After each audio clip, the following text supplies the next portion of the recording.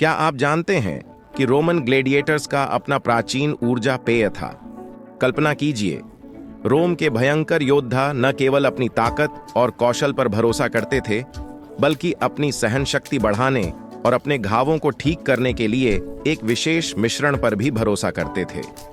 पोस्का के नाम से जाना जाने वाला यह प्राचीन पेय एक सरल लेकिन प्रभावी पेय था, जो मुख्य रूप से जले हुए पौधों की राख, सिरके और पानी से बनाया जाता था।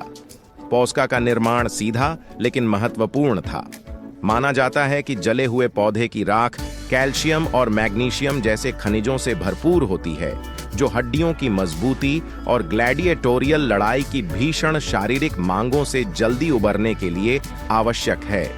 तैयारी प्रक्रिया में इस राख को प्रचुर मात्रा में सिरके के साथ मिलाना शामिल था।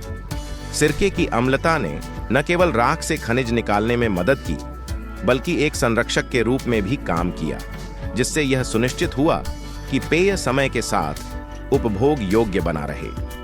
मिश्रण को स्वादिष्ट और हाइड्रेटिंग बनाने के लिए इसमें पानी मिलाया गया। पोस्का ग्लेडिएटर्स के बीच सिर्फ पसंदीदा नहीं था। लंबी यात्राओं पर निकले रोमन सैनिक और निचले वर्ग भी नियमित रूप से इस पेय का सेवन करते थे। इसकी लोकप्रियता इसके दोहरे लाभों से उपजी है। यह पौष्टिक और हाइड्रेटिंग दोनों था।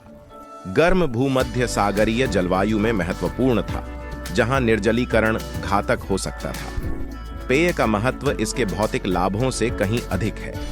धन और सामाजिक स्थिति से विभाजित समाज में पोस्का ने एक एकीकृत कर्ता, विभिन्न वर्गों और व्यवसायों के बीच एक सामान्य सूत्र के रूप में कार्य किया।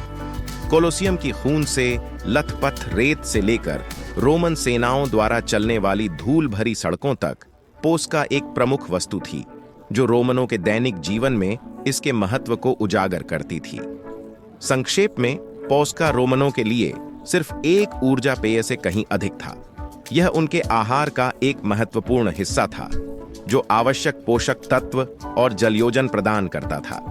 जले हुए पौधों की राख, सिरके और पानी का यह विनम्र मिश्रण रोमनों की सरलता को रेखांकित करता है, जिसने सरल सामग्री को एक महत्वपूर्ण संसाधन में बदल दिया, जिसने ग्लेडिएटर्स और सैनिकों की ताकत का समर्थन किया।